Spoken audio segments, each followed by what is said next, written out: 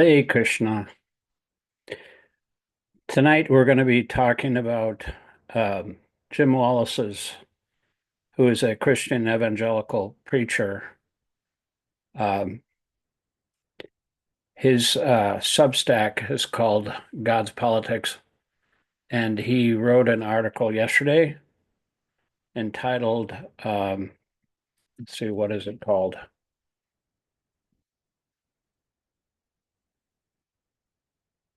Um,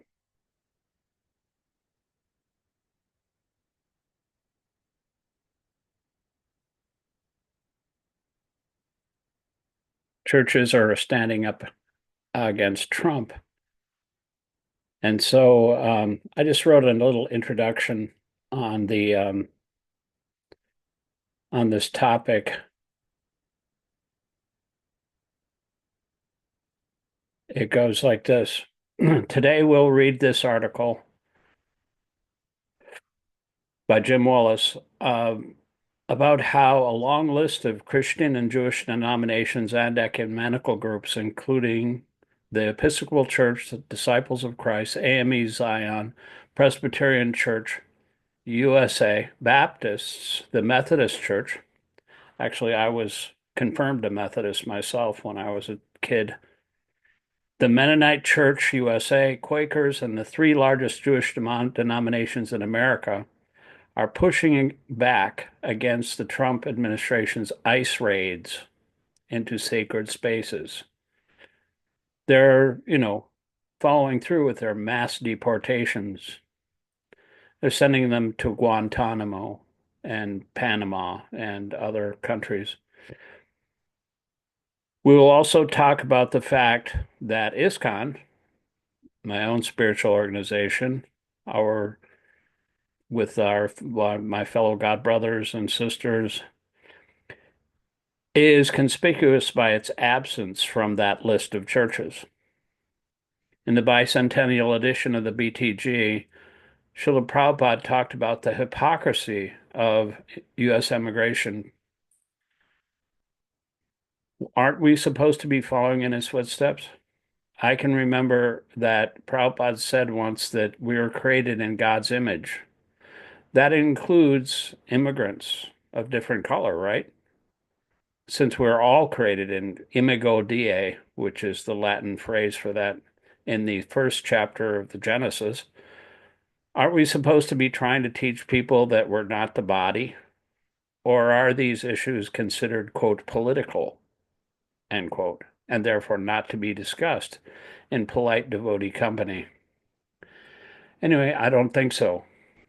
There's a lot of churches that are pushing back against this horrible family separation, which is going to be 10 times worse than what it was in 2019.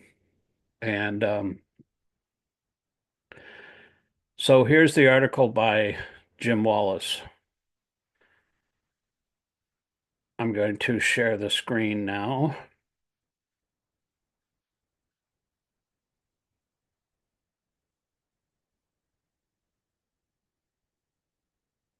So you can read along.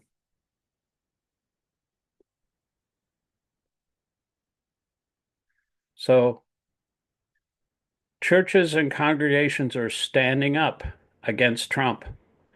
Hear more from those leading the effort. From the Substack of Jim Wallace entitled God's Politics. Churches and congregations are standing up against Trump's threatened immigration raids on behalf of the most vulnerable people we are called by Jesus to protect. And it's extraordinary to watch. Last week, national media extensively covered the faith-based lawsuit filed by the Institute for Constitutional Advocacy and Protection in partnership with the Center on Faith and Justice. My favorite line in all the press came from Slate with a headline that read, Trump is sicking ICE on churches. Pastors are fighting back. The opening line in the piece says, quote, you know that you have well and truly stepped in it when you've pissed off the Mennonites, end quote. In the federal suit filed in Washington, D.C. on Tuesday, January 11th, the Mennonite Church was one of the 27 national church and organization plaintiffs whose combined membership number in the millions. And in fact, the lawsuit filed on behalf of whole churches and related organizations was officially titled Mennonite Church versus the Department of Homeland Security. That's headed now by Ice Barbie, uh, Christy Nome. The long list of Christian and Jewish denominations and ecumenical groups, including the Episcopal Church, the Disciples of Christ, AME Zion, Presbyterian Church, USA, Baptist, the Methodist, United Methodist Church, the Mennonite Church, USA, Quakers, and the three largest Jewish denominations in America, will amaze you. The New York Times reported that a lawsuit of this magnitude by religious leaders is very, quote, rare, end quote. To date, there are more than 70 lawsuits now underway alleging executive overreach in the actions and orders of the Trump administration. But our lawsuit was the first one driven by the people of faith from both Christian and Jewish denominations, as well as ecumenical and interfaith organizations. Now, the U.S. Catholic Conference of Bishops have filed another one to protect refugee resettlement work. Our plaintiffs include those most vulnerable to the threats of invasions by ICE of churches and congregations, sacred spaces that are no longer respected by the Trump administration as, quote, sensitive locations, end quote. As a result, immigrants are afraid to come to church for service, needed food, health services, English language courses, and other things vulnerable people need to survive physically and spiritually. Kelsey Cochran, the lead lawyer in the lawsuit, and Pastor Carlos Malev, the president of the Latino Christian National Network, is one of the plaintiffs, joined me this week on the Jim Wallis podcast. Corcoran says on the podcast, quote, for over 30 years, Department of Homeland Security has had a policy under both Democratic and Republican administrations that it would not exercise its broad statutory authority to conduct immigration enforcement actions in or near sensitive locations, which include places of worship, hospitals, and schools.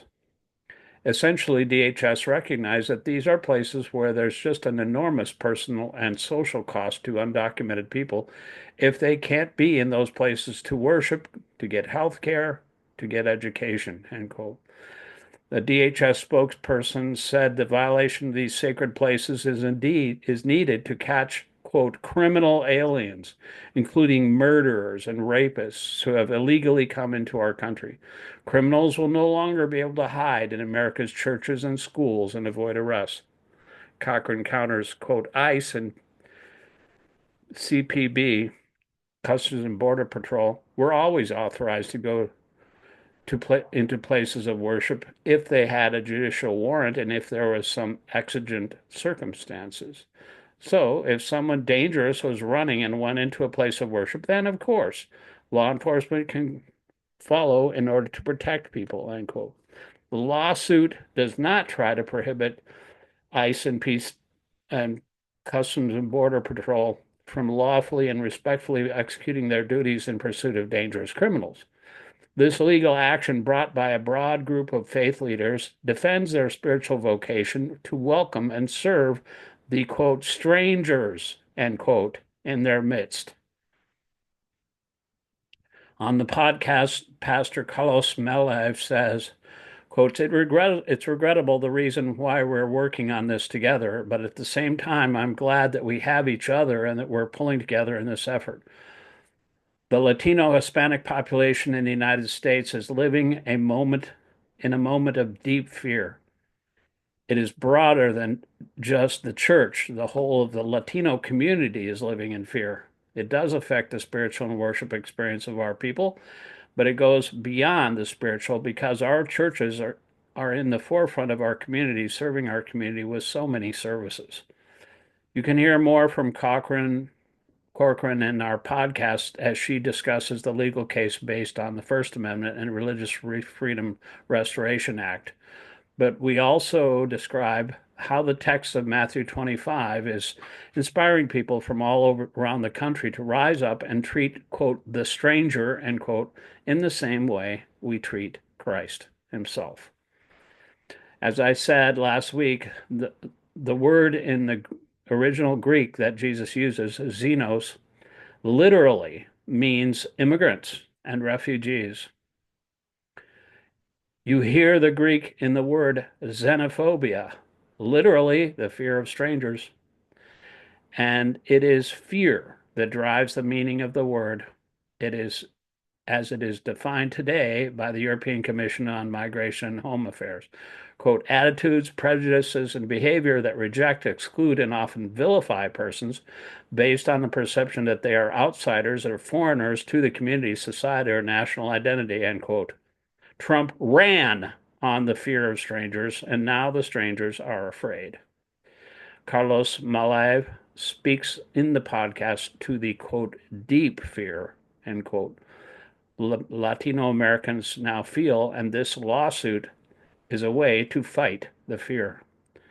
But Jesus did not preach nor practice xenophobia. Rather, he modeled xenophilia, the love of the stranger, the immigrant, the refugee. This lawsuit is about the people Jesus was describing in his final judgment and test of discipleship, the same people we care for in our sacred spaces. It's fitting that a legal battle is seeking to protect the teachings of Matthew 25 originated in a conversation at church, the same places where refugees and immigrants gather for sustenance for their souls and bodies. Jim Simpson, executive director of our Center for Faith and Justice, and Kelsey Corcoran attend the same church. Pondering the danger in which our immigrant brothers and sisters find themselves, Corcoran said, quote, well, I'm a civil rights lawyer and I know how to bring a lawsuit about that, end quote. Jim replied, quote, well, we at the Faith Center of Justice, Faith on Center and Justice know how to bring faith leaders and groups together. You never know what can happen in church. You can listen to the entire podcast and hear how this Matthew 25 moment, faith and law, are working hand in hand to fulfill the scriptures, to obey the command of Jesus, to treat immigrants and refugees as we would treat our Lord and Savior. P.S. If you would like to support our efforts, sign and share this petition, which already has over 7,000 signers already. It'll be sent to the White House, DHS, and every member of Congress. Here's the petition. I already signed it. So this Prabhupada has also spoken about this hypocrisy of modern so-called leaders in his BTG article in his Back to Godhead magazine. I'll read a little bit of that too. For many, American Bicentennial was a great occasion for celebration. In March 1976, in my poor India, the editors of Back to Godhead conducted a special interview with Srila Prabhupada, who took a hard look at American slogans such as, quote, all men are created equal, in God we trust, and one nation under God. So I'm going to skip ahead right to the part where it talks about immigration here.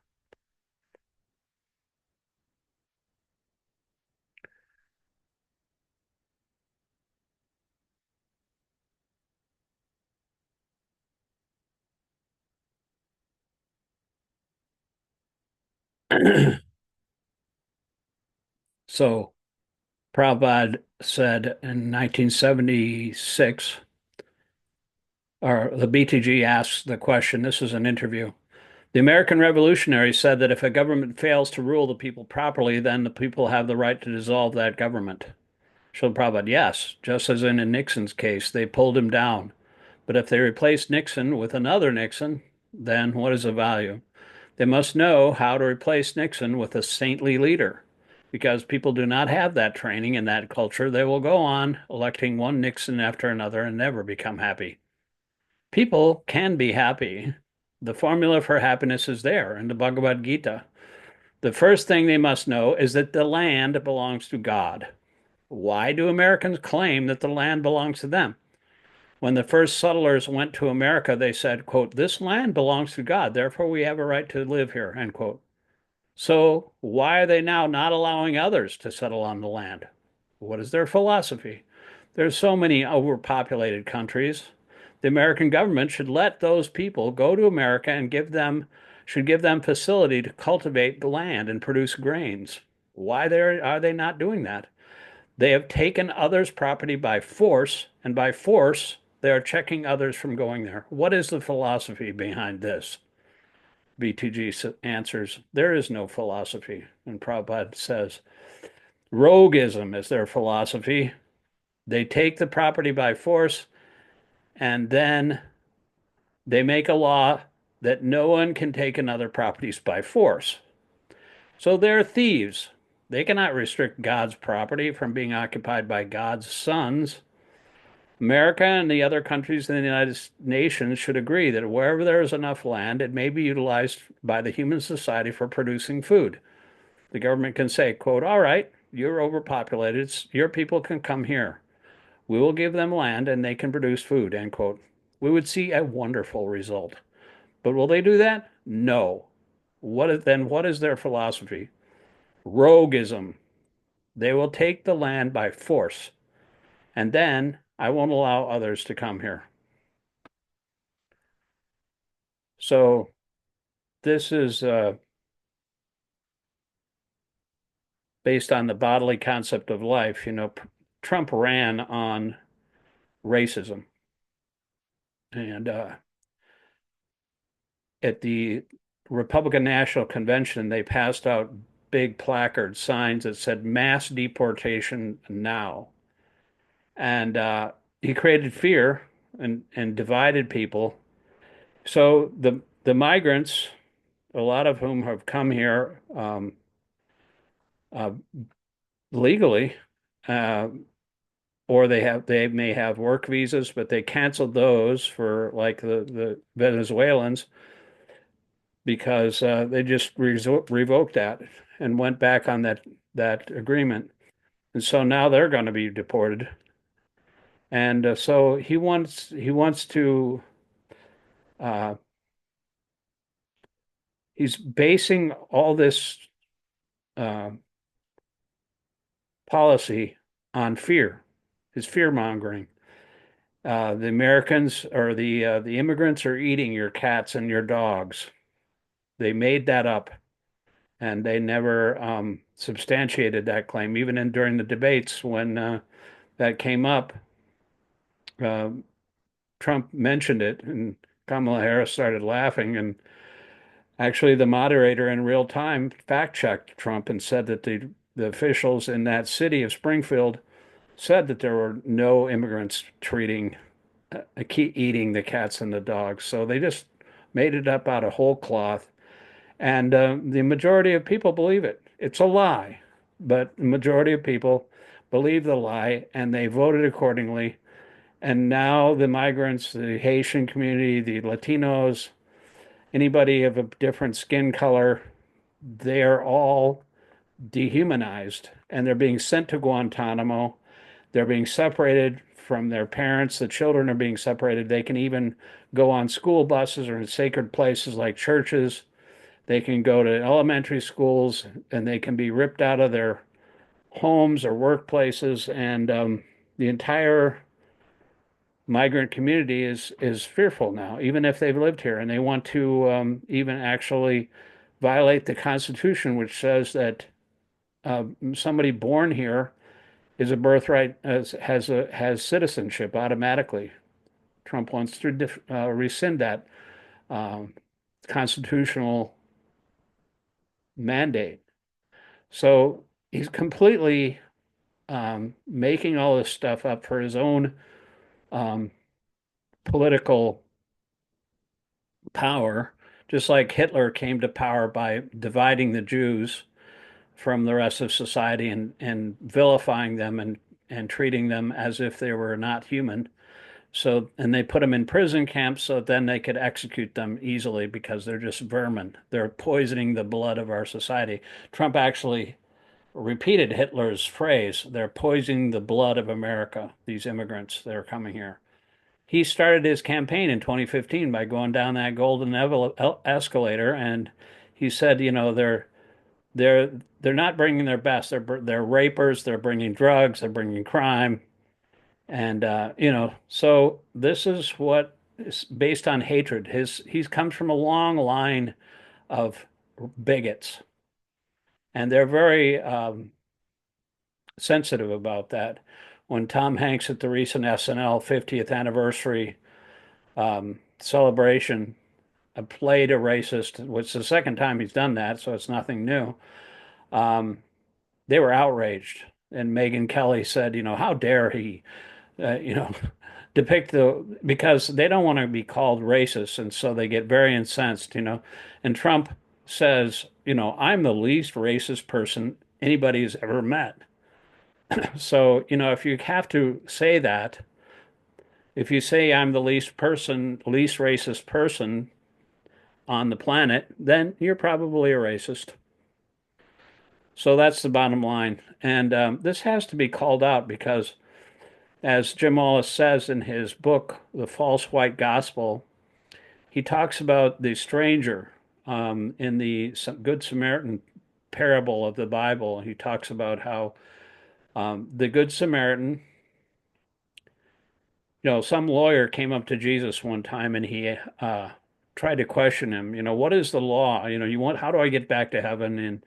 And what is the law of God? What is the greatest commandment that I have to follow? And Jesus, he said, well, you know that. What do you think it is? He said, to love the Lord thy God with all thy heart, all thy soul, and all thy mind, and thy neighbor as thyself. And so the lawyer asked Jesus, but who is my neighbor?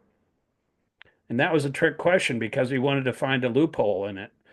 And so Jesus told the story of the Good Samaritan, who was actually, the Samaritans were enemies of the Jews. They were treated as migrants, the strangers, the xenophobes. And that word xenos comes from that word stranger. And so this xenophobia, um, my favorite singer-songwriter in the 70s was Sean Phillips, and he wrote a song called Times of a Madman and Trials of a Thief. And one of the lines is, um, xenophobes revel in ignorant fear. You are belittled when this is too near. Zoning's absurd and it shouldn't be here, for all are living. Each line began with the letter of the alphabet. So xenophobes comes from the root word xenos, which is a Greek, I think, for stranger. And so anyway, I'm going to end it here. So thank you for listening, and we'll see you next week.